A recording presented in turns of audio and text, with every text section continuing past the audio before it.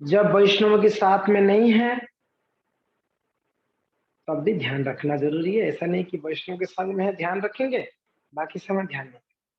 अकेले रहते हैं तभी तो और ज्यादा ध्यान रखनी है, और वैष्णव के साथ में रहते हैं तब भी बहुत ध्यान रखना पड़ेगा। अकेले में क्या ध्यान रखना है?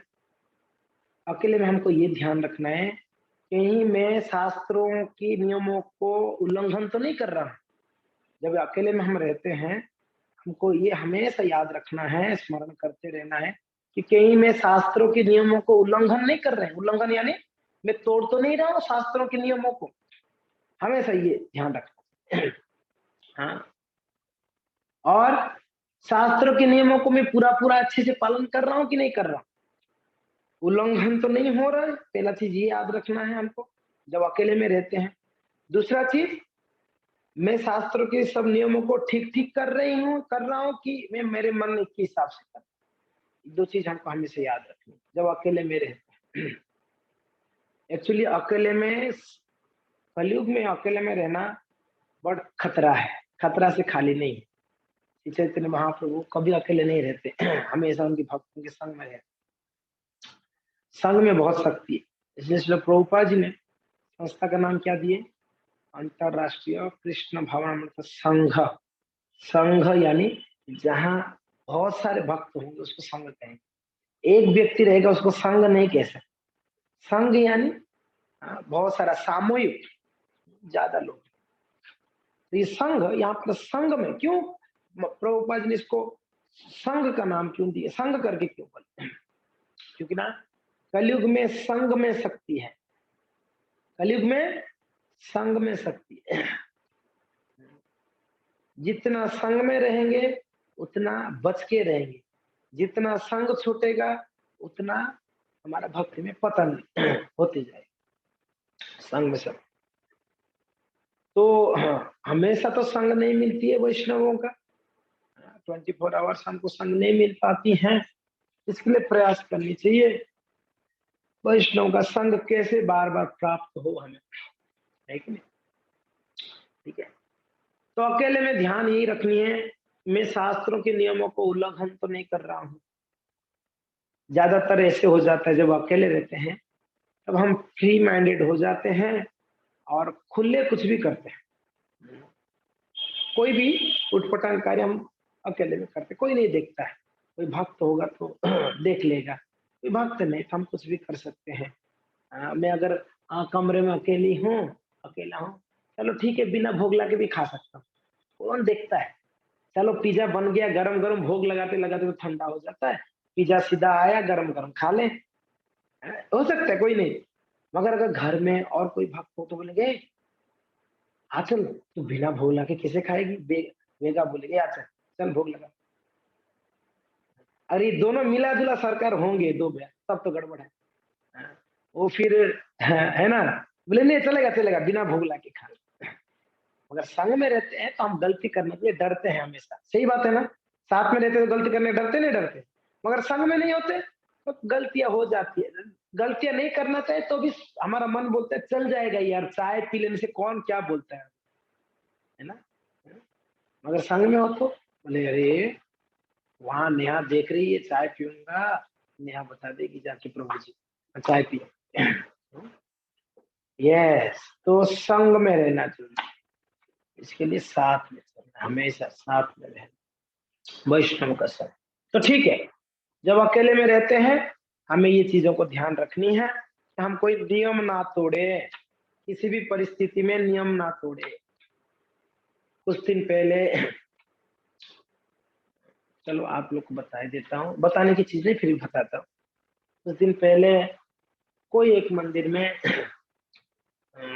ऐसा एक घटना हुई। एक दीक्षित भक्त थे, मैं ये इसलिए बतला रहा हूँ कि कभी कभी हम सोचते हैं मैं दीक्षा ले लिया तो मेरे से अभी कोई अपराध नहीं हो सकता, मेरे से गलतियां नहीं होंगी। ना, ऐसा नहीं है। दीक्षा लो या ना लो गलतियां हो जाती है। कुछ बुरे आदत हमारा रहती है वो हम कर बैठते हैं। एक जगह पे एक माता जी थी, और माता जी जो है ब्राह्मण दीक्षित थी, है इस्कॉन में ब्राह्मण दीक्षित। मगर वो माता जी छुप छुप के मांस मंगा के, मांस पका के खाती थी। है क्योंकि उसको कोई बोलने वाला नहीं था। मैं इसलिए बतला रहा हूं कि ऐसे स्तर पे भी हम पाप कर लेते हैं, क्योंकि ना कुछ गलत आदतें हैं हमारे पूरे। और वो कैसे हो रहा था? क्योंकि ना अकेले, कोई बोलने वाला नहीं था। है ना? तो बाद में पता चला तो उनको दंड दी गई, आप दीक्षित होकर ऐसा कर रहे हैं। जो भी है, हम अकेले में रहेंगे तो हम गलतियां कर लेंगे, मगर संतों के साथ, भक्तों के संग में रहेंगे तो हम गलतियां नहीं करते हैं। हमको टाइम ही नहीं मिलेगा ऐसा कुछ करने के। अभी वैष्णव के साथ हमें चाहिए, संग चाहिए, मगर संग में एक खतरा है, अपराध होती है। अकेले में अपराध नहीं होती, पाप होती है। अकेले में पाप होगा, पाप से बच जाएंगे, संग में अपराध होगा, अपराध से बच नहीं पाते। तब क्या चाहिए? संग चाहिए या अकेला ही ठीक है? आप लोग क्या चाहते हैं? अकेले में अपराध नहीं होती है, मगर पाप होती है कभी कभी। मगर संग में अपराध ही हो जाते। तो क्या चाहिए? क्या चाहिए आपको बताइए? अश्विनी माता जी, आपको क्या चाहिए? संग में रहना है या अकेले में रहना? पाप पाप चलेगा या अपराध चलेगा? हाँ जी, अनम्यूट नहीं हो पा रहे हैं आप? अब सब लोग अनम्यूट तो हो ही सकते हैं अपने सोच से। चलिए मैं आपको ऑप्शन दे रहा हूँ, करिए अभी। हरे कृष्णा प्रभु जी, दंडवत प्रणाम। प्रभु जी, ऑफिस का कॉल चल रहा है, मैं ओके ओके, ठीक है ठीक है, थैंक यू। चलिए चलिए चलिए, आप कॉल में रहिए। और कौन बताएंगे? दुर्गा माता जी, आप बताइए। संग में रहें या हम अकेले रहें, कौन सा ज्यादा अच्छा है? संग संग में तो अपराध होगा, वैष्णव के संग में कितना अपराध होगा? संग में रहेंगे, अपराध कम होगा, मतलब सुधर सकते हैं सर। ओके ठीक है। अच्छा, कौन कौन वीडियो ऑफ रखे हैं, ऑन कर सकते हैं? जो जो ऑफ ऑन नहीं कर सकते कोई बात नहीं, उदिल आपको पहले ही बताए थे। बाकी जो ऑन करना कर सकते कर लीजिए, ठीक। हाँ, तो संग में, हाँ, जरूरी है, मगर संग में अपराध भी होती है हमारे। कुछ चीजों का हमको ध्यान रखना है। हमने, अगर मान लो कोई वैष्णव हम कई दिनों के बाद मिले, तब तो हम बहुत ध्यान रखते हैं, बहुत ध्यान रखते हैं। मगर कुछ हमारे आदत है, उस आदत की वजह से हम उनके साथ भी ऐसा व्यवहार कर लेते हैं जिससे हमारा अपराध होता है उस चीज। तो उस चीज को कुछ मेरा एक्सपीरियंस है, कुछ शास्त्रों में है, उस चीज को मैं बतलाऊंगा। तो क्या क्या ध्यान रखनी चाहिए? तो सर्वप्रथम जब भी वैष्णवों के संग में आते हैं तो हमको वैष्णव को प्रणाम करनी चाहिए। सर्वप्रथम काम है उनको प्रणाम करनी चाहिए जब भी वैष्णव के संग में आते हैं। हाँ? वो कोई भी क्यों ना हो, वो आपसे एज में छोटा हो सकता है, वो नया हो सकता है, मगर वो वैष्णव है। अगर नाम जप कर रहे हैं, कंठी माला पहने हैं, तिलक धारण किए हैं, वो कोई भी क्यों ना हो, भले पैंट शर्ट में क्यों ना हो, वैष्णव वैष्णव। वैष्णव के जाति बुद्धि नहीं होना चाहिए, उनकी वेशभूषा से वैष्णव नहीं होता है। वैष्णव कैसे होता है? उनके आचरण से वैष्णव होता है। तो इसलिए कोई भी वैष्णव है, अगर उन तिलक भी धारण किए हैं, कंठी माला धारण किए, हो सकता है तिलक कंठी माला पहन कर भी वो कुछ ऐसे कार्य करते वैष्णव नहीं करने चाहिए, फिर भी वो वैष्णव है। क्योंकि ना भगवान ने बोले हैं, क्षिप्रम भवति धर्मात्मा स्वच्छन्ति निगच्छन्ति। भगवान ने बोले ना गीता में 9वां स्कंद में।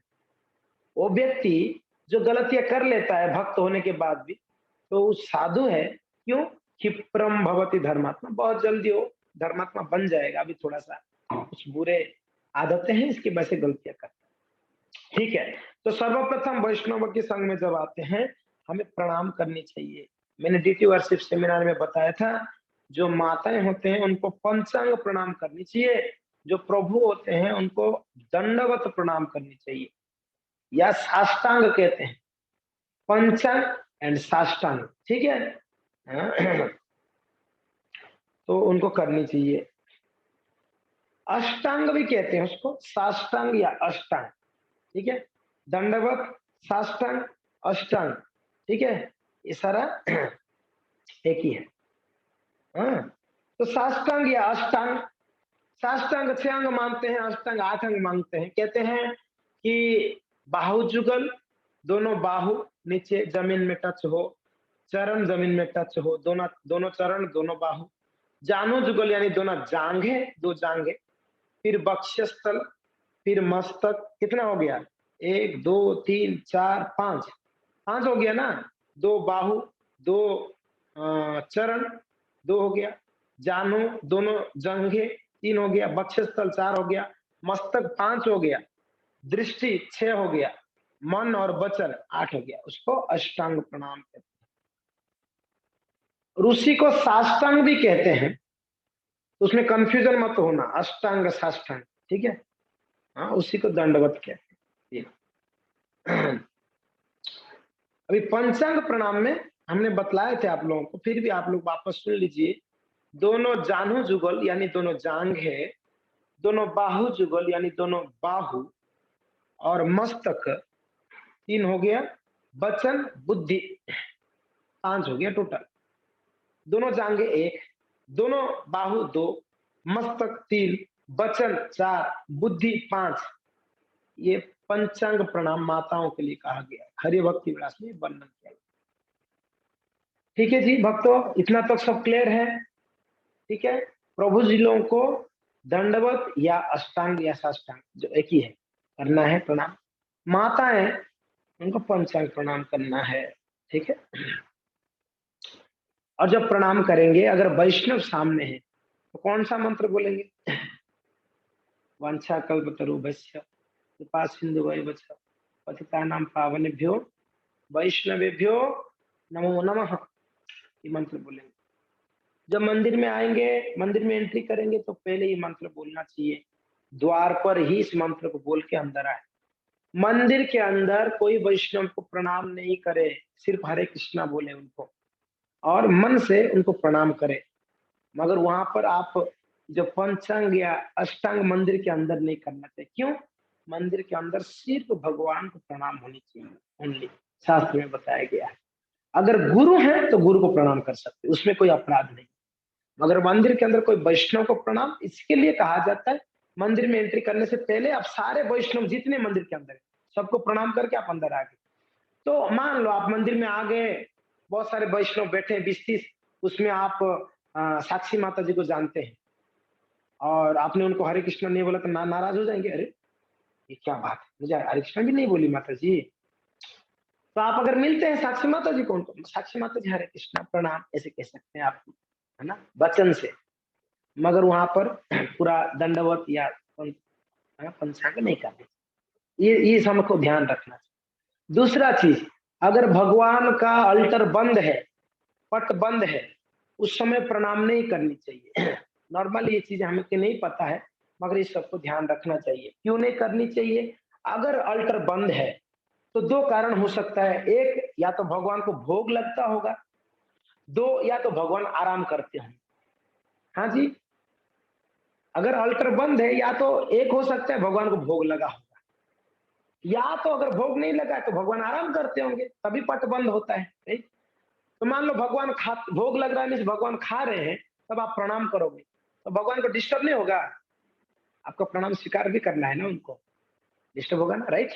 इसलिए उस समय डिस्टर्ब नहीं, ठीक है, हाथ जोड़ दे नहीं बस प्रणाम।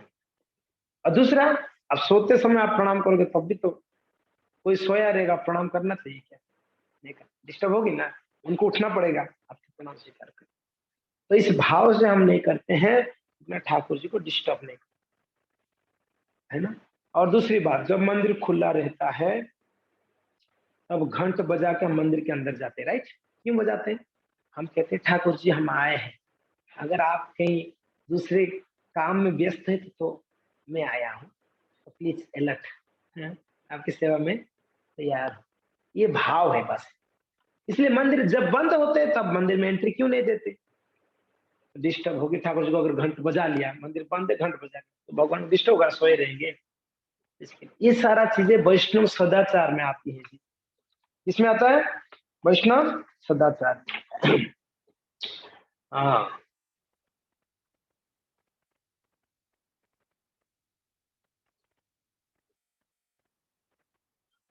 परिक्रमा भी नहीं करनी चाहिए उस समय जब भगवान का भोग लग रहा है, या भगवान आराम कर रहे हैं या स्नान किया जाता होगा, उस समय भी परिक्रमा नहीं करना चाहिए। एकदम भगवान के सिंहासन के निकट प्रणाम नहीं करनी चाहिए। यानी जहाँ भगवान गर्भगृह होता है ना, कभी कभी हम मान लो भगवान की सेवा कर रहे हैं, हम वही प्रणाम करते, नहीं करना चाहिए। बाहर ही प्रणाम करके अल्टर के अंदर जाना चाहिए, अगर जो अल्टर सेवा करते हैं। अल्टर के अंदर अगर आप सेवा में, तो हाथ जोड़ के प्रणाम करनी चाहिए। घरों में भी, ओनली टेम्पल में नहीं, घर में भी अगर आप भगवान का रूम है उसके अंदर प्रणाम ना करिए, बाहर प्रणाम करिए। ठीक है। तो वैष्णवों को आदर कैसे देनी चाहिए, कुछ चीजें यहाँ पर बतलाया गया है।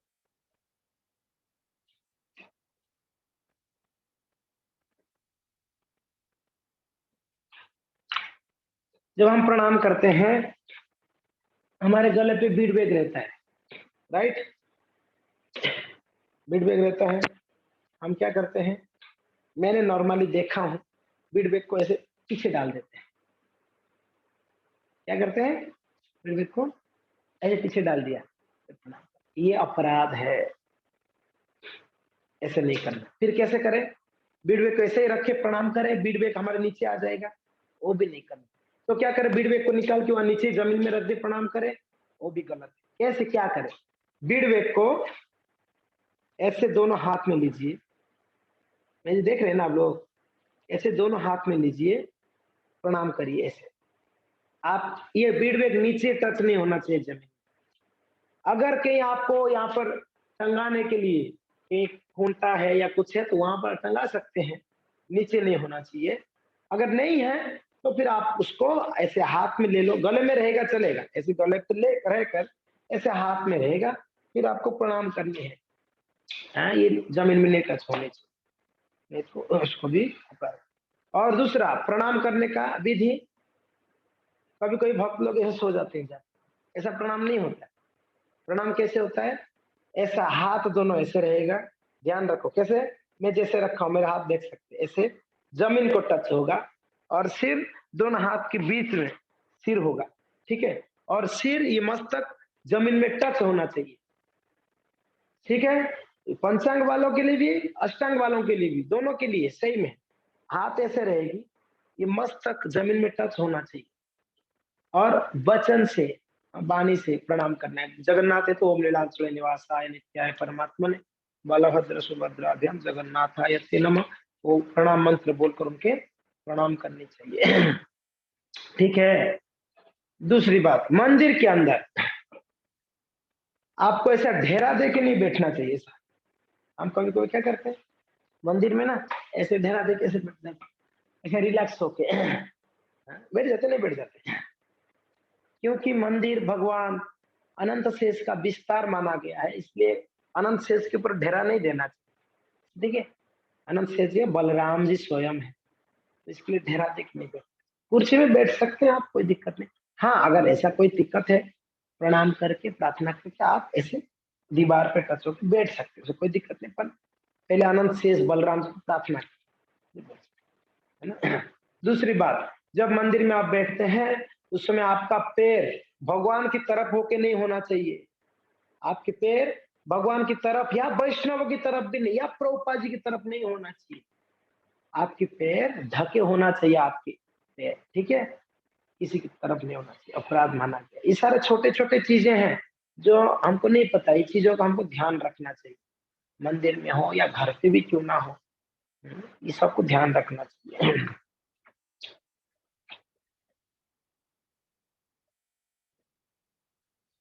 मंदिर में जब हम जाते हैं, तो नॉर्मल हम क्या करते हैं, सीधा भगवान के सामने चले जाएंगे, प्रार्थना करेंगे, पीछे भाड़ में जाए, जिसको दर्शन हो ना हो, मैं मुझे हो रहा है, मैं सामने खड़ा है, राइट, हम खड़े हो जाते भगवान के सामने। पीछे कुछ लोगों को दर्शन नहीं मिल रहा है, मगर हम खड़े हैं ना, हम ऐसे दर्शन करें कि पीछे वालों को भी दर्शन मिले, हम कहीं साइड हो जाएं या बैठ जाएं, ताकि पीछे वाले दर्शन कर, इस भाव। क्योंकि ना हर एक व्यक्ति भगवान के लिए वो स्पेशल ही है, मैं ही स्पेशल नहीं हूं। मंदिर में जब हम एंट्री करते हैं, हमारा भावना होनी चाहिए, मैं सबसे छोटा हूँ, हाँ, मैं कोई स्पेशल नहीं हूँ, स्पेशल बाकी सब है। तो ये भाव से जाना चाहिए, और वहां पर हमेशा विनम्रता से भगवान के समक्ष में खड़ा भी हो या बैठे तो इसके लिए मंदिर ऐसे होता है, भगवान के, अभी हम जब हमारा अल्टर बन रहा था, तो हमने हाइट इतना रखे थे, पंचरत्न को आए थे तो बोले कि आप इतना हाइट रखोगे, अगर सामने पुजारी खड़ा हो गया आरती करने, दूसरे लोग दर्शन, तो इसके लिए आप हाइट इतना रखो कि दूर से भी लोग दर्शन कर पाए। तो अभी आप लोग के लिए हाइट बहुत बढ़ा दिया हम लोग। अभी आप जाएंगे, हमारा जो नया सेंटर बन रहा है, हाइट बहुत अच्छा है, मीन्स आप दूर से भी भगवान जगन्नाथ के दर्शन कर सकते हैं। कोई सामने खड़ा भी हो जाएगा तो भी आप जगन्नाथ के दर्शन कर पाएंगे, ऐसा सुविधा होती है मंदिरों में। तो ये ध्यान रखनी चाहिए, ठीक है।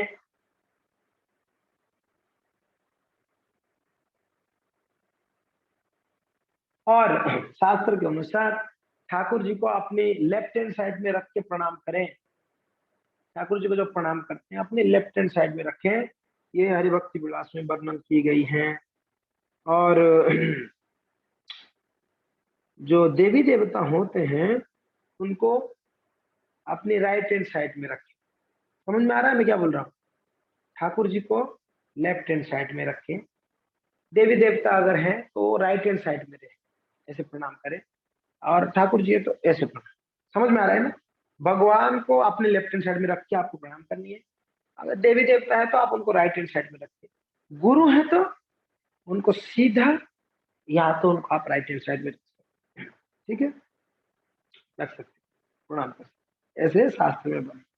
कभी कभी ऐसा स्थिति होती है भाई मंदिरों में अगर हम राइट हैंड साइड में रखें गुरु को तो भगवान के और पैर हो जाती है, तब वो वहां पर आप लेफ्ट हैंड साइड में रख सकते हो स्थान के अनुसार। मान लो कोई ऐसे प्रभुपाद जी हैं, वहां पर अगर आप राइट हैंड साइड में रख के प्रणाम करते हो तो भगवान को पैर जा रहा है आपका, भगवान की ओर, तो वहां पर आप लेफ्ट हैंड साइड में रखिए ताकि भगवान की तरफ पैर ना आ जाए, ये ध्यान रखें, ठीक है। ये विधि है। और मंदिर के अंदर उच्च स्वर में नहीं बोलना चाहिए, बातचीत जोर जोर से, हाँ हरे कृष्णा माता जी क्या चल रहा है, सब बढ़िया है, किधर से आए आप, पर क्या खाना खाया, जोर जोर से कभी कभी बात करते, इतना कुछ ना। मंदिर के अंदर स्लोली बात करें। कोई विशेष अतिथि आपके घर पे आएगा तो आप घर पे चिल्ला के बात करेंगे? बिल्कुल भी नहीं ना, बड़े धीरे से बात करेंगे ताकि उनको डिस्टर्बेंस ना हो।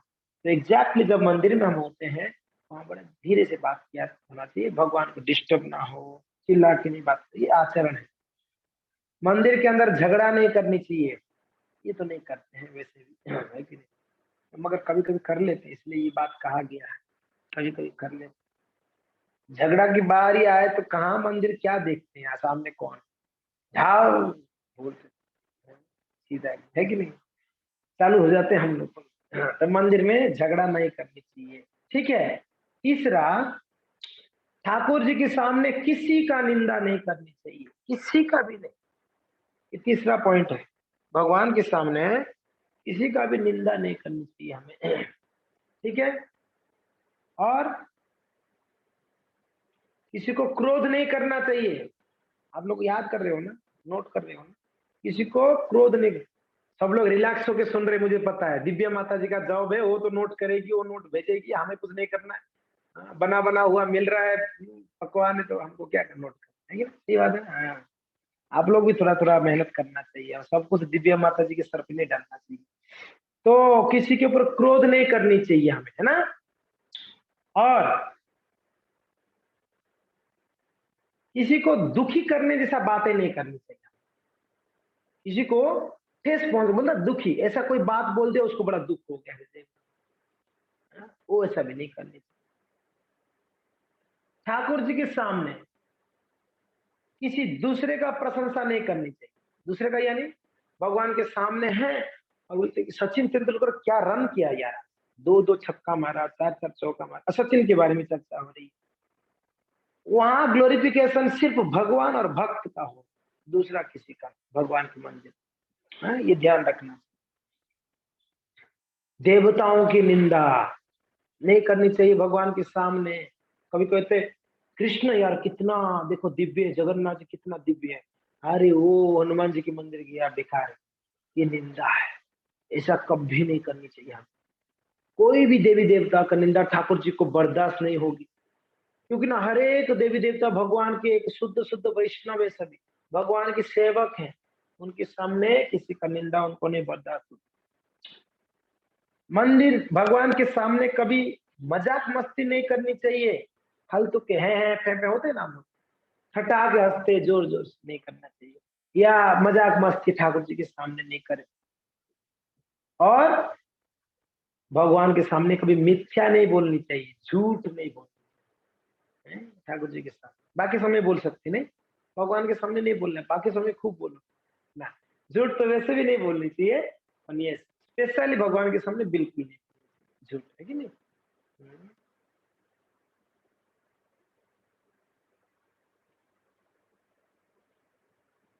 वेशभूषा कैसा होनी चाहिए बताया गया है। धुला हुआ कपड़ा पहनना चाहिए, फटा हुआ कपड़ा नहीं पहनना चाहिए, धुला हुआ कपड़ा पहननी चाहिए हमेशा, और तिलक धारण करना चाहिए हर एक व्यक्ति को जब मंदिर जाते हैं। जो विवाहित माताएं हैं, जो शादीशुदा माता है, मैं नहीं बोल रहा हूँ, बताया जो ये मैं बोल रहा हूँ, आप लोग ऐसा मत बोला प्रभु जी हम लोग ना। जो विवाहित माताएं हैं वो हाथ में चूड़ी पहननी चाहिए। चूड़ी पता है ना, कंगन आप लोग पहनते हैं, वो पहननी चाहिए। कभी कभी ऐसा कुछ भी नहीं हाथ में, ऐसा लगता है कि विधवा स्त्री है, हाथ में कुछ नहीं, ऐसा नहीं होनी चाहिए। हाथ में कंगन होनी ही चाहिए, विवाहित स्त्री का चूड़ियां होनी चाहिए। हमारे माँ को तो हमने देखा, हमारी माँ इतना चूड़ी पहनेगी एकदम, राजस्थान में हम देखा इतना तक पहन लेते हैं। हाँ, राजस्थान में हमने, अच्छा है ये एक्चुअली एक विवाहित स्त्री का ये वेशभूषा। तो विवाहित स्त्री, देखिए जो सदाचार बताया गया ना भक्तों, ये पहले ये बताने का जरूरत नहीं था, सब लोग फॉलो करते थे। हम लोगों ने पाश्चात्य जगत को फॉलो करते करते सदाचार भूल गए, इसलिए बताना पड़ रहा है कि चूड़ी पहनो। ये कोई बताने की चीज है कि माताओं को बोलना पड़े चूड़ी पहनो, नहीं बोलना पड़े, ये ऐसे पहनते हैं, मगर यहाँ बोला गया क्यों। हाँ, स्थिति है गंभीर है, अभी का समय पर बोलना पड़ता है। हाथ में चूड़ी होनी चाहिए, मस्तक पे सिंदूर होना चाहिए। हर एक माताएं जो भी विवाहित है, मस्तक में सिंदूर 100% रहनी चाहिए, 100%। कभी ऐसा ना हो कि सिंदूर आपके मंदिर में मत है। जैसे तिलक हमेशा होनी चाहिए, वैसे मस्तक में सिंदूर होनी चाहिए, यहाँ बताया गया भक्तों। हाँ, और कंठ में कंठी माला होनी चाहिए, है ना सभी का।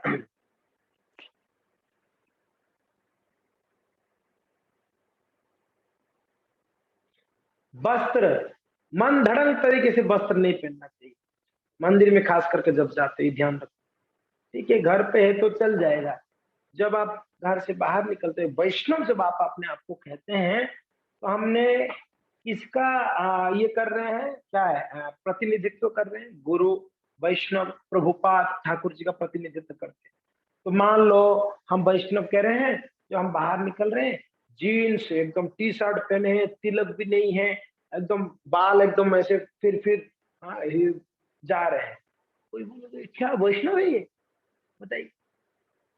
तो इस्कॉन में से सीधा इस्कॉन के ऊपर निंदा, प्रभुपाद जी को निंदा, गुरु वैष्णव।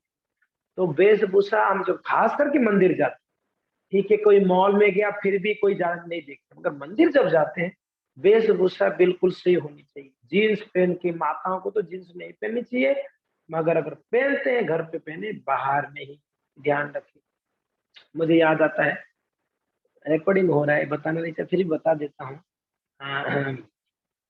हम पहले भक्ति में आ गए तो हमारी सिस्टर छोटी है हम तीनों से, वो तो विवाह नहीं की थी, एक आधा बार फोन की कि, मुझे तो मैं फोन करती डर के, और छोटे को फोन करती, बोले कि एक जीन्स खरीदनी है, तो भाई को बोलना पैसा भेजेगा, ठीक है। हमें नहीं बोलती थी वो डर के, तो एक बार वो बोले छोटे भाई, तो मैंने फोन किया, तेरे को क्या चाहिए, जीन्स क्यों पहनी ना, मेरे क्लास में सब पहनते हैं कॉलेज में। तो कॉलेज में पहनता है तो तू पहनने का जरूरत है, मैंने सब लोग बोलते तेरे पास जीन्स नहीं तो बेकार है तेरा जीवन, बोला कोई नहीं तेरा जीवन बेकार ही सही, जीन्स मत पहन। अभी वो भक्त भी नहीं थी, जुड़ी नहीं थी भक्त, पर वो समझ गई, हम उनको बतला ये हमारा संस्कृति नहीं है। तो जिंदगी में कभी उसने जींस नहीं पहने, और जींस के लिए जिद भी नहीं की, समझ गई कि नहीं नहीं हम भाई बोल रहे तो सही बोल। तो ये खैर अभी हम बोल नहीं सकते, फैशन का जमाना है। 1 ईयर बॉम्बे में भी हमारे कुछ कुछ गर्ल्स हैं, वो हमारे क्लास आते थे, हमने मना किया, अब पहनते थे तो हमने मना किया, ये नहीं हमारा संस्कार नहीं है। वो लोग जब बोले कि ना प्रभु जी, बोला छोड़ दिया, बिल्कुल जींस पहनना ही छोड़ दिया।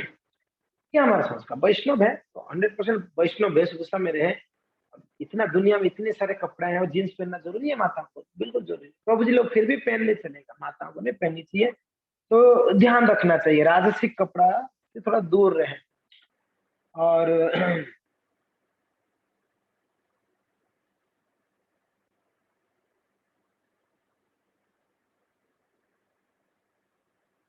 कहते हैं कि सुगंधित तेल, सेंट, इत्र, खूब श्रृंगार, ये सारा नहीं होना चाहिए मंदिर में। जो बहुत ज्यादा श्रृंगार कर, वहां भगवान को भूलकर हमें देख रहे, कितना श्रृंगार करके आया ये व्यक्ति, देख। ऐसा नहीं, मंदिर में जब जाते हैं सिंपल सिंपल धारण करें, श्रृंगार करें, मगर इतना भी नहीं कि बिल्कुल ताम झाम वाला नहीं। विवाह में हम देखे बहुत ताम झाम करके श्रृंगार करते, उतना सिंपल श्रृंगार करके जा सकते। ये सब वैष्णव की वेशभूषा के बारे में बतलाया गया यहाँ पर। तो और कहते हैं वैष्णव यानी जिनको देखते ही कृष्ण का स्मरण आ जाए, हरे कृष्ण है जी, देखते ही बोले कि हरे कृष्णा प्रभु जी या हरे कृष्णा माता जी, है नहीं? हम लोग को देख के क्या देते हैं लोग, हरे कृष्णा माता जी या हरे कृष्णा प्रभु जी। क्यों? हमारा वेशभूषा, तिलक धारण करते हैं, कंठी धारण करते हैं, नॉर्मल कपड़ा में रहते हैं, जप माला होता है तो अरे ये भक्त है, तो हरे कृष्णा है, अरे उनके मुख में हरे कृष्णा आता है, बोलते भी नहीं तो भी स्मरण करते हरे कृष्णा के भक्त। तो हम दूसरों को कृष्ण के स्मरण दिलाने के लिए हेल्प करना चाहिए, ना कि उनको कृष्ण से विस्मरण करने। अगर वो हरे कृष्णा स्मरण भी करते रहे, हमारा वेशभूषा देख के बोले बदमाशी हो गया, तब तो गया पूरा गया। होता है क्या? इसलिए हमें अपना वेशभूषा को वैसे रखनी चाहिए, ठीक है ना? केस, बाल, ठीक है। पुरुष ब्रह्मचारी एवं सन्यासी अ, अपना मस्तक को मुंडन करनी चाहिए। गृहस्थ व्यक्ति छोटे बाल रखने चाहिए, जो पुरुष लोगों के लिए बताया गया यहाँ पर, ठीक है ना? ब्रह्मचारी सन्यासी को बिल्कुल शेव्ड हेड, बिल्कुल शेव करनी है। और जो गृहस्थ भक्त है वो छोटा छोटा बाल रखे, क्योंकि ना उनको बिजनेस व्यापार में जाना पड़ता है, तो छोटा बाल रखे, ज्यादा नहीं रखे, है कि नहीं? और हरेक पुरुष को, वो सन्यासी हो, ब्रह्मचारी हो या गृहस्थ हो, उन्हें शिखा रखना कंपलसरी है। शिखा है ना, शिखा रखना, हाँ? रखना चाहिए सारे गृहस्थों को, हाँ? ठीक है, अगर नहीं है तो रखने के लिए आप मीन्स अभी से प्रयास करिए रखने। और हम लोग क्लास क्लास नहीं पढ़ रहा सामने।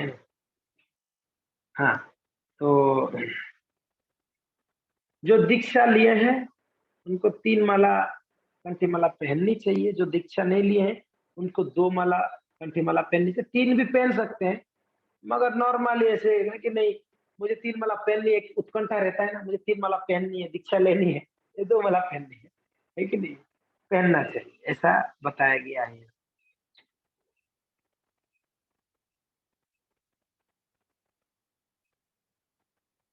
जो व्यक्ति ठीक से नियमों को पालन नहीं कर पाते हैं उन्हें कंठी माला नहीं पहननी चाहिए, ये भी ध्यान रखना। ठीक से नियमों को नहीं पालन कर, मान लो कहीं कि प्याज लहसुन खा लेते हैं, कहीं चाय पी लेते हैं, अभी तक परिपक्व नहीं हुए हैं, तो उनको कंठी माला तब तक धारण नहीं करनी चाहिए। जो नियमों को कड़ाई से पालन कर रहे हैं, प्रयास कर रहे हैं, तो उन लोग कंठी माला पहन सकते हैं, ठीक है। मंदिर में प्रवेश करने से पहले हाथ मुंह धोने चाहिए, पैर हाथ मुंह को धो देना चाहिए, ठीक है। अगर कोई संसान मरघट में कोई जाता है, मरघट में आने के बाद स्नान करना अनिवार्य है, ठीक है ना? शमशान में जाके आए स्नान कर लेना।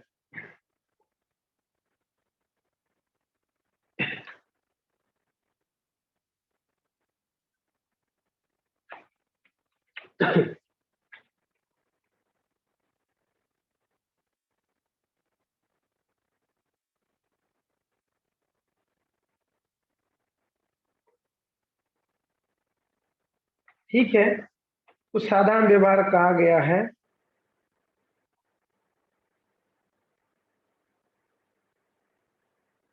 हाँ, तो मैं कुछ चीजें बतलाना चाह रहा था, कुछ अभी एक्सपीरियंस है मेरा। कभी कभी वैष्णव जब हमारे साथ में होते हैं, अगर ज्यादा वैष्णव के संग में होते हैं, जिस वैष्णव, उनको हम धीरे धीरे धीरे उन वैष्णव के प्रति हमारा श्रद्धा प्रेम विश्वास धीरे धीरे कम हो जाता है। ये हमारा कहते हैं क्या, मनुष्य का टेंडेंसी है। टेंडेंसी यानी स्वभाव है, व्यक्ति का एक स्वभाव है कि जिसके साथ हम ज्यादा रहते हैं उनके प्रति हमारा आदर कम हो जाता है। ये स्वभाव है, ये कहने की बात नहीं।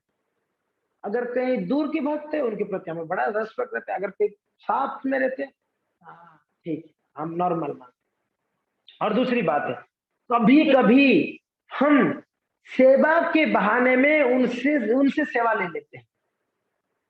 ये वापस बोलता हूँ, कभी कभी वैष्णव का सेवा करने की भाव है, मगर हम लोग उनसे सेवा ले लेते हैं। कैसे? मैं उदाहरण देता हूँ, मेरा कुछ एक्सपीरियंस हुआ। अभी पदयात्री भक्त लोग आए, अभी उनका हमको सेवा करनी, ना कि उनको सेवा में लगानी चाहिए। अभी मान लो कि पदया कोई भक्त को राइस दाल सब्जी चपाती पसंद, ठीक है, हमने क्या बनाया, पिज्जा बर्गर पास्ता। प्रभु जी आपको खाना पड़ेगा, मैंने इतना प्रेम से बनाया, आपको खाना पड़ेगा। नहीं नहीं नहीं, हम ये नहीं खा पाएंगे, हमें तो राइस दाल। नहीं प्रभु जी आपको तो खाना पड़ेगा, प्रभु जी नहीं तो कैसे चलेगा, मैंने प्रेम से बनाई। अपराध है इसके पास। वैष्णव को जैसे चाहिए वैसे सेवा करनी पड़ेगी। मान लो किसी के बैक पेन है, वैष्णव को, उनको गद्दा नहीं जम रहा है, उनको चटाई में सोनी है। नहीं नहीं, मैं आपके लिए तो 5,000 का गद्दा खरीद के ला के रखा, आपको सोना पड़ेगा उसके ऊपर प्रभु जी, नहीं तो कैसे चलेगा। अब बताइए, हम सेवा कर रहे हैं या उनको तकलीफ दे रहे हैं? ये सारी चीजों को हमको बहुत ध्यान रखनी चाहिए। ये सारे चीजों की वजह से हम अपराध कर लेते हैं। हमारे हिसाब से सेवा नहीं होती है, उनकी हिसाब से सेवा होनी चाहिए। मान लो कोई थके हुए हैं, उनको पानी पीना है, प्यासा है, उनको सामने हम बिल्कुल 56 बोल रखे, खाइए ना खाइए ना, अरे पानी लाओ, पानी बाद में आएगा, आप पहले इसको खाओ, देखिए स्वीट कितना अच्छा बनाया मैंने। ना रे बाबा, उनको पानी चाहिए तो पहले पानी देनी चाहिए हम। ये सारी चीजें सूक्ष्म चीजें हैं, अगर इसको नहीं समझेंगे अपराध करें। कभी कभी ऐसा होता है वैष्णव ज्यादा नहीं खा पा रहे, उनका पेट भर गया, नहीं प्रभु जी आपको 2 चपाती और खाना ही पड़ेगा। नहीं माता जी नहीं खाते, नहीं खाना ही पड़ेगा आपको, मैंने प्रेम से गरम गरम बना के लाई चपाती। मरेगा व्यक्ति, उसका पेट भर गया, कहाँ खाएगा, उसको तकलीफ देने के लिए हम हैं, नहीं खा पाएंगे, कोई बात। हाँ ये अच्छा है, एक प्रेम, हमारा हृदय में प्रेम है, प्रेम से सर्व करे, जबरदस्ती नहीं, प्रेम से, जबरदस्ती। एक उदाहरण है, एक प्रभु जी थक गए तो गाड़ी में आके बैठ गए।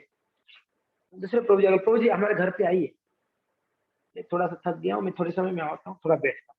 नहीं ना, आपको एक बार आना पड़ेगा। प्रभु जी हाथ पकड़ कर उनको खींच के ले गए। मैं मना कर रहा हूँ, प्रभु जी उनको मत ले जाइए, उनको आराम करने दीजिए, थके। नहीं नहीं आप चुप करिए प्रभु जी। आप बाद में बोलते हैं कि मैंने उनको चरण धोना था। उस व्यक्ति को आराम चाहिए, वो भक्त को आप चरण धोने के पीछे पड़े, उनको जबरदस्ती ले गए चरण धुलाने के लिए। उस समय उनको क्या जरूरत था, आराम का जरूरत था, चरण धुलने का जरूरत नहीं था। चरण आप बाद में भी धो सकते थे, है ना। ये सारी चीजों का हमको ध्यान रखना चाहिए। ठीक है, मान लो मैं धोती कुर्ता पहनता हूँ, बोला प्रभु जी आपको मैंने एकदम खादी का पैंट शर्ट खरीद के लाया, आपको पहनना पड़ेगा। बोले, मैं धोती कुर्ता पहनता, नहीं नहीं प्रभु जी मैंने इतना पैसा लगा, 10,000 का कपड़ा है, आपको पहनना पड़ेगा। ये कैसा सेवा हुआ, वैष्णव सेवा? जबरदस्ती वैष्णव सेवा होती है ना। प्रेम से रिक्वेस्ट करके उनको पूछ सकते हैं, ऑर्डर नहीं देना है, पूछना है। जैसे मेरे सामने है हमारे कोरोना निधि प्रभु, प्रभु जी कल आग्रह किए कि प्रभु जी ठाकुर जी हमारे घर पे आए वैष्णव। मैं बोला कि बिल्कुल आना चाहिए, मगर मैंने प्रभु जी को कल बताया था, प्रभु जी को याद होगा, मेरा प्रभु जी अगर वैष्णव नहीं आ पाए, ठाकुर जी नहीं आ पाते तो आप दुखी मत, हम उनको तकलीफ नहीं देना चाहते। अगर वो आना चाहे बहुत अड़ी अच्छा, नहीं आ पाए कोई बात नहीं, हम ये कोई दिक्कत है कि नहीं। मान लो नहीं आ पाते तो कोई बात नहीं, उन कोई भक्त नाराज हो गए, हमारे घर पे लेके नहीं आए भक्तों, गौर नेता को खूब नाराज। मिला कि आपके घर पे नहीं आए तो आप तो आ सकते हो ठाकुर जी के पास। मान लो ठाकुर जी आपके पास नहीं आए, हम तो आ सकते हैं। एक प्रभु जी हैं, मैं ये सब अनुभव है हमारा खुद का, तो इस तरह हम अपराध कर लेते हैं। इस सब चीजों को, सूक्ष्म चीजों को पता होनी चाहिए हमें, है ना।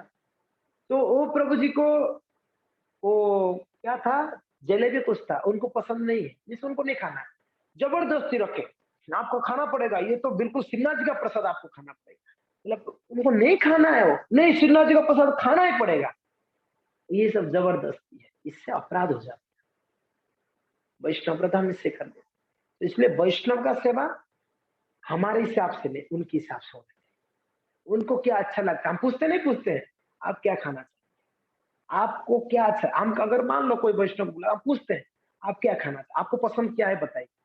हम वो पहले मीन्स प्राइमरी वो बनाएंगे, सेकेंडरी दूसरा। मान लो किसी को रोटी सब्जी पसंद है तो पहले रोटी सब्जी बना दे, फिर उसके बाद हमको और भी कुछ बनाना है, स्वीट बनाना है, कुछ बनाना तो अलग से बना सकते हैं, मगर जो उनको चाहिए वो बना। वैष्णव सेवा इस सब चीजों ध्यान रखना। नहीं प्रभु जी आप हमारे घर का, एक प्रभु जी है इतना पीछे पड़े, हमने उनका हाथ जोड़ा कि प्रभु जी नहीं, नहीं आप नहीं, मेरा घर इधर ही है, आप गौर निताय को जो ऐसे पहुंच जाएंगे यहाँ गौर निताय को। मैंने मना किया, प्रभु जी थक गए, आप जोर जबरदस्ती मत करो।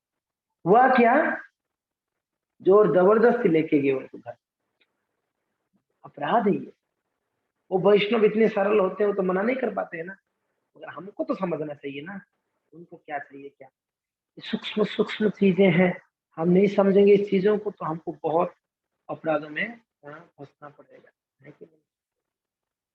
मैं बहुत खास करके मैं मेरे बारे में बोलता हूँ, मैं इस चीजों को बहुत ध्यान रखता हूँ। पदयात्री 5 दिन उदयपुर में सिर्फ रहे, मैं डर रहा था इनको कैसे सेंटर में आने के लिए बोलूंगा। मैं सुबह से शाम तक उनका शेड्यूल देख रहा हूँ, टाइम नहीं इन लोग के पास, मैं वापस उनको क्यों एक तकलीफ दूंगा, सेंटर में आओ। सेंटर में नहीं आए इसलिए तो हम उनके पास गए सेवा करने के लिए, वापस एक सेंटर में क्यों उनको परेशान किया।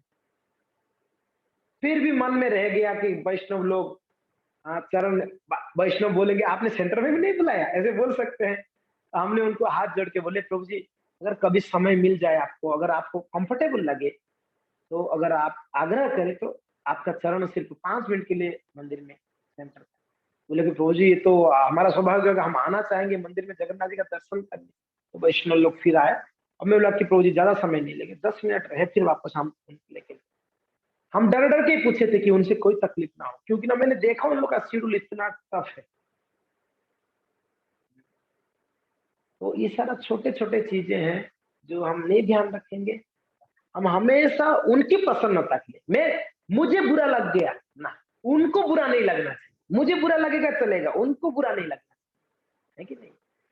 अपने आप को सामने मत रखो, कृष्ण वैष्णव को सामने रखो। केंद्र अगर वैष्णव प्रसन्नता है, कृष्ण प्रसन्नता है, तब तो कोई दिक्कत नहीं। अगर प्रसन्नता मेरा है, मैं सुखी होना चाह रहा था, मुझे आनंद मिलने वाला था, मैं कीर्तन में नाचता तो मुझे आनंद मिलता, भले ही मेरा नृत्य में किसी को हाथ लगे, किसी को थप्पड़ लगे, मेरा पैर लगे, चलेगा, मुझे आनंद आना चाहिए कीर्तन नृत्य में ना। ये तो अपराध है ना।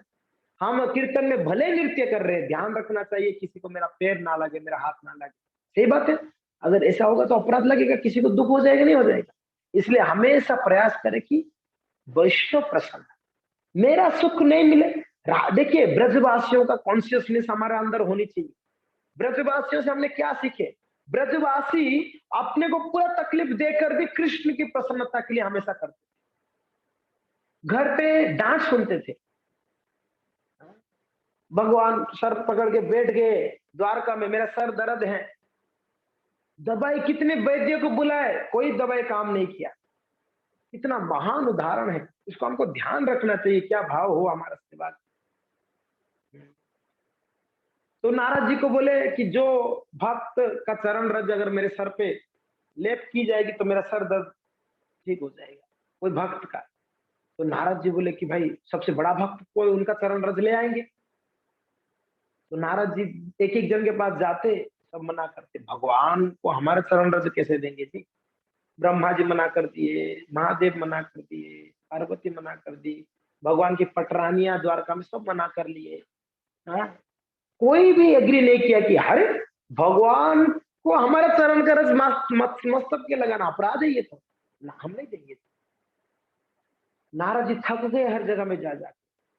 भगवान ब्रजवासियों का मूड को क्या करने वाले थे, एडवर्टाइजमेंट करना था, एडवर्टाइजमेंट करना था ब्रजवासियों का मूड क्या है। तो ये लीला के माध्यम से भगवान ने ब्रजवासियों का मूड बताया सबको, क्या मूड है।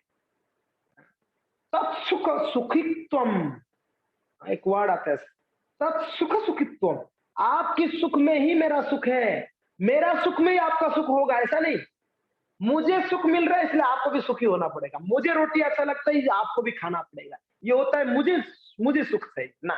आपका सुख क्या है, वो ब्रजवासियों का महिमा बताने के लिए नारद जी तो थक गए। भगवान बोले देखो और कई भक्त होंगे मगर मेरा सर दर्द तो तभी ठीक होगा। नारद जी ब्रज में गए, ब्रज में जब गए नारद जी ब्रज में, ब्रजवासी गण को, ब्रजवासी को बोले कि नारद जी कैसे आना हुआ, बोले हमारे कान्हा जी कैसे हैं। अरे कान्हा जी तो ठीक है मगर उनका सर दर्द ठीक नहीं हो रहा है द्वारका। ब्रजवासी गण तो एकदम कांपने लग गए, हमारे कान्हा जी को सर दर्द हो रहा है, क्यों कोई वैद्य नहीं है। बोले कि सारा वैद्य फेल हो गए, कोई उपाय नहीं है। उन्हें उपाय एक ही है, भाई क्या, बोले उनके कोई भक्त हैं, उनकी चरण रज अगर उनके माथे पे लगा ले तो स्वस्थ हो जाएंगे वो। बोले कि कोई भक्त नहीं मिले, बोले कि सब मना कर रहे हैं, आप लोग देना चाहोगे। बोले कि कितना गोनी चाहिए हमारा रज ले जाओ चरणों। बोले आप लोग को पता है, हे गोपियां, हे ब्रजवासीगण, आपको पता है आपके चरण रज भगवान को माथे पे लगाएंगे आपको नरक जाना पड़ेगा, भगवान के प्रति अपराध होगा, आपके चरण रज कैसे भगवान को। बोले नारद जी हम तो करोड़ों करोड़ों जन्म नरक में सड़ने के लिए तैयार हैं, हमारे कान्हा का सर दर्द ठीक होने। ये होता है तत्सुख सुखित्वम भाव है, भगवान की प्रसन्नता ही हमारा प्रसन्नता है, वैष्णव का प्रसन्नता ही हमारा प्रसन्नता है। यस, ये भावना हमारे अंदर दिन प्रतिदिन बढ़ानी पड़ेगी भक्तों। जब वैष्णव सामने है हमेशा ध्यान रखे कि किसी भी तरीके से उनसे कोई भी दुख ना हो जाए। जबरदस्ती की बात ही कहाँ आते हैं वैष्णव के साथ। हाँ, जब माँ को पता है बेटा का पेट में पेट कितना है, वो 2 चपाती खाएगा 4 चपाती, माँ को पता है। कभी कोई बेटा नाटक करता है नहीं खाऊंगा, माँ को पता है ये 2 ही खाए ना और 2 खा सकता है, तो कभी कभी माँ जबरदस्ती खिलाती है, एक खा ले आधा खा ले, खिला देती नहीं खिला देती। ये भाव अच्छा है, ऐसा भाव अच्छा है। मगर जबरदस्ती करना, खाना ही पड़ेगा, डंडा लेके खड़ा है, खाना ही पड़ेगा नहीं तो मार दूंगा मैं तो, ये तो डंडा लेने की बात ही हो गया। ये अच्छा नहीं, ये भाव ना अच्छी भाव नहीं। इसलिए हमारा भाव, देखिए सेवा कितना आप करते हो वो महत्वपूर्ण नहीं है, आपका भाव कितना है वो। मान लो मैं बहुत सेवा कर रहा हूं, मेरा भाव अंदर से क्या है, स्वार्थ भाव, स्वार्थ भाव, मेरा नाम होगा, मैं फेमस होऊंगा, मुझे लोग प्रशंसा करेंगे, मुझे आनंद मिलेगा, सुख मिलेगा, ये भाव जब गलत है, इतना सेवा करके भी क्या फायदा होगी बताइए। उसके पीछे तो भाव ठीक नहीं। अगर भाव अच्छा है, सेवा हम इतना ही कर पाते थोड़ा सा, तो अच्छा है, तो अच्छा है। तो इसके लिए कभी कभी लोग लाखों रुपया भगवान को देते हैं मगर भाव क्या होता है, अहंकार भाव है। कुछ लोग, कुछ कर्मी होते हैं भगवान के मंदिर में लाखों रुपया दे देते हैं मगर भाव क्या होता है, मैंने दिया। भगवान ऐसा भाव स्वीकारते नहीं। मगर भक्त कुछ नहीं दे पाते ठाकुर जी को धन, मगर भक्त आके भगवान के मंदिर को झाड़ू मार देते, भगवान के लिए थोड़ा कुकिंग कर लेते, ठाकुर जी के लिए फूल हार बना लेते, भगवान के लिए श्रृंगार थोड़ा कर लेते, भगवान इतना खुश हो जाता। कुछ नहीं किया, उनको धन नहीं दिया भगवान को, उन्होंने प्रेम से थोड़ा सा उनका सेवा किया, भगवान उस भाव को देख लेते। इसलिए भगवान का नाम भावग्राही जनार्दन है। भक्तों, भाव को स्वीकारते हैं ठाकुर जी, ना कि हमारा ऐश्वर्य को। मेरे पास इतने लोग हैं, मैं भगवान को प्रसन्न कर लूंगा ना, संभव नहीं। मेरे पास इतना धन है, मैं भगवान वैष्णव को प्रसन्न कर लूंगा, संभव ही नहीं। रखो आपके पास आपका ऐश्वर्य, आपका धन, आपका सुंदरता, किसको चाहिए। हाँ जी, भगवान और भगवान को चाहिए नहीं क्योंकि ना उनके पास कमी नहीं है, भक्तों को चाहिए नहीं क्योंकि ना फकीर है, परम विरक्त है, उनको चाहिए। देखो, एक तरफ भगवान है जिनको कुछ नहीं चाहिए क्योंकि ना उनके पास कुछ कमी नहीं है, क्या है, हाँ, लक्ष्मी सहस्त्र शत संभ्रम सेव्यमान, हजारों हजारों लक्ष्मियां जिनका सेवा के लिए लाइन लगा के खड़े हैं, कि वो हमारा सेवा स्वीकार कर सकेंगे? इसलिए विनम्र भाव से ठाकुर जी का सेवा करें, अहंकार भाव से, विनम्र भाव। तो भगवान के पास कोई कमी नहीं है। जिनकी धाम में, जिनकी घर में सभी सभी रत्नों से जड़ित घर है, उनका एक एक पिलर में रत्नों से जड़ा हुआ है। इतना इतना इतना मूल्यवान पत्थरों से उनका घर बना, उनको क्या धन चाहिए, क्या उनको लोभ दे सकते भगवान को धन से? मैंने 5 लाख दिया तो भगवान को मेरे घर पे आना पड़ेगा, मैंने 20 करोड़ दिया तो मेरे हिसाब से मंदिर बनना चाहिए ना। ये सब तुच्छ भाव है, ये सब निम्न भाव है। भाव क्या है? भले हम कुछ धन नहीं दे पाते, भले हम तन भी नहीं दे पाते, शारीरिक सेवा भी नहीं कर पाते। मान लो कोई अपंग है, वो क्या शारीरिक सेवा करेगा? वो तो पड़ा है बेड में पैरालिसिस, मगर मन में उसका भाव है कि मैं भगवान को, अगर मैं स्वस्थ होता तो ठाकुर जी का मैं अच्छा फूल हार बनाता, भगवान का मंदिर झाड़ो। ये भाव है उसके अंदर, ये भाव भगवान ले लेंगे, भाव भगवान ले। श्रीरंगम में एक आया था धनी, कितना धन लाया था पता है? एक नाव में लोग भरे थे, वो नाव जितना डूबा था उतना ही भर के एक दूसरा नाव में धन भरे थे, ज्वेलरीज, हीरा मोती माणिक, सारा ज्वेलरी भरे थे, डायमंड आदि। कितना? इस तरफ जितने लोग भरे हुए थे, लोग जितना नाव पानी में डूबा था उतना ही वो नाव डूबना है, तो उसमें इतना धन भरे थे तो वो नाव उतना डूबा। नाव में लेके आए धन, आप सोचो कितना धन होगा, रंगनाथ जी को देने के लिए लाए। किसके लिए? मैं रंगनाथ जी को दूंगा, ये भाव से आए थे कि मैं रंगनाथ जी को दूंगा। रंगनाथ जी समझ गए उसका भाव, पुजारी को बोले, वो आया है, राजा था, एक बड़ा जमींदार था, उसको बोलो वो धन मुझे नहीं चाहिए, मंदिर की गेट के अंदर भी नहीं आना चाहिए, धन का एक फूटी कौड़ी भी नहीं चाहिए। भगवान ने, रंगनाथ जी ने बोला उनके पुजारी को। तो जब वो लेके आए, सारे उनकी जो नौकर चाकर सब उठा के लेके आ रहे थे, हाथी घोड़े सब, घोड़े गाड़ी, तो रोक दिए, बोले कि नहीं, भगवान ने मना किए, आपका एक धन भी नहीं। बेचारा इतना दूर से नाव में लेके आया था, इतना दूर से भगवान को देने, भाव क्या था? ये भगवान को देना, भगवान रोक। आपको पता हो क्या हुआ? गेट के बाहर उस धन पड़ा रहा, कितना दिन पता है? 6 महीना या 8 महीना तक पड़ा रहा। मुझे एग्जैक्टली समय सीमा नहीं पता है, शायद 1-2 साल भी हो सकता है। कोई पुजारी उस तरफ देखता भी नहीं था, हीरे चमकते थे, हीरे हीरे डायमंड चमकते थे, गेट के साइड में पड़ा हुआ है सब। वो व्यक्ति रो रो के नहीं खाया, खाना पीना छोड़ दिया बाद में, तो जो लेके आया था भगवान को दे। वैष्णव लोग उस तरफ देखते भी नहीं, चले जाते। अब बताइए हम क्या भगवान को धन देंगे, क्या भगवान का? हम 5 पैसा देके 5 लाख का क्रेडिट लेना चाहते हैं, हाँ? और उसने इतना लाया, भगवान ने बोला कुछ साइड में रख।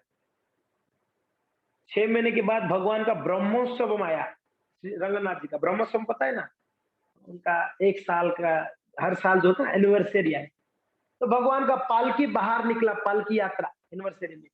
तो रंगनाथ जी, छोटे रंगनाथ जी नम पेरुमल बाहर निकले पालकी में, भक्त लोग निकल के, तो भगवान को कुछ खिलाए तो उनका हाथ धुलाना था, उनको हाथ धुलाना था। तो जैसे हाथ धुलाना था, तो पानी जब धुलते हैं ना, तो एक दूसरे पात्र में पानी रखा जाता है, जब हाथ धुलते पता है, नीचे एक पात्र होना चाहिए, तो पानी वहां गिरेगा। तो क्या हुआ, नीचे का पात्र लाना भूल गए थे पुजारी लोग, तो भगवान को कुछ खिलाए पालकी में, वो हाथ धुलाए तो नीचे पात्र नहीं था, तो तुरंत ये जो था ना, धन लेके आया था वो व्यक्ति, जो बाहर धन पड़ा हुआ था कई दिनों से, उसने तुरंत क्या किया, अपना हाथ नीचे रख दिया। वो पानी जब धुला गया उनके हाथ में आ गया, उस पानी को उसने पी लिया, सेवा किया ना, सेवा। भगवान बोले पुजारी को, ये जितना धन बाहर पड़ा है सब तिजोरी में रख लो लेके, क्योंकि इसने मेरा सेवा किया, अब ये शुद्ध हो गया है, अब इसका वो भाव नहीं है देने के, वो मैं दे रहा हूं करके ये भाव नहीं, अभी ले लो, सब अंदर रख दो। सारा का सारा धन अंदर ले गया, तिजोरी में रखा गया, मिस गोड़ा में रखा गया, जहां धन रहता है, रत्न भंडार में। देखिए 6 महीना 1 साल वेट कराएंगे भगवान शुद्ध करने के लिए। कभी कभी हमारे जीवन में से परीक्षाएं आते हैं, हमको लगता है कि अरे मुझे कोई नहीं पूछ रहा है, मुझे भक्त नहीं पूछते, कभी कोई परीक्षा आती है, हम कभी कोई फेल हो जाते हैं भक्ति में। परीक्षा है, हो सकता है भगवान हमको और शुद्ध करना चाहते हैं, वैष्णव हमको और शुद्ध करना चाहते हैं। ये भाव हमारे हृदय में हमेशा पॉजिटिव अगर भाव रहेगा तो हम हमें से बच जाएंगे। अगर नेगेटिव भाव होगा तो क्या होगा, हम फंस जाएंगे, है कि नहीं? इसके लिए हमेशा भाव हो, तब सुख सुखित्वम, भक्त और भगवान को जैसे पसंद है वैसे सेवा करना है। मैं कुछ दिन पहले शायद बताया था, एक माता जी ने उनकी भगवान के नाम क्या दिया, खुदुड़ी, नाम खुदुड़ी रख दी। अब मुझे अच्छा लग रहा है ये नाम, हमें अच्छा क्या लग रहा है वो नाम थोड़ी रखना है। भगवान को क्या अच्छा लगता है, उनको मुरली मनोहर अच्छा लगता है, उनको गोवर्धन अच्छा लगता है, गिरिराज अच्छा लगता है, हाँ, गोपाल अच्छा लगता है, गोविंद अच्छा लगता है, वो नाम रखे। हमको अच्छा लग रहा है टिंटू, मेरे गोपाल जी का नाम तो पिंटू है, ये गोपाल जी का नाम पिंटू कैसे हो सकता है भाई? नहीं, मुझे अच्छा लग रहा है ये नाम, हमें अच्छा लग रहा है, इसके लिए हम भगवान को कुछ भी करेंगे नहीं, है ना? कोई भी सेवा हो भगवान के हिसाब से, भक्तों के हिसाब, शास्त्रों के हिसाब से, हमारे हिसाब से ये भाव हो तो हम भक्ति में खूब प्रगति करेंगे। अगर ये भाव नहीं होगा तो हम हर रोज भक्ति में डाउनफॉल होगी, प्रगति नहीं होगी। इसे हमें ध्यान रखने है कि नहीं भक्तों? ठीक है ना? ठीक है, कुछ वैष्णव सदाचारों की बात है, कुछ अनुभव है, हमने आपको बताया। तो अच्छा है, सब भक्त लोगों ने हमारे उदयपुर की बहुत सेवा की, यात्रा को, भक्तों को, ठाकुर जी को, सब प्रसन्न है। धन्यवाद, थैंक यू। हरे कृष्णा। जय गौर भक्त वृंद की जय, श्रील प्रभुपाद की जय।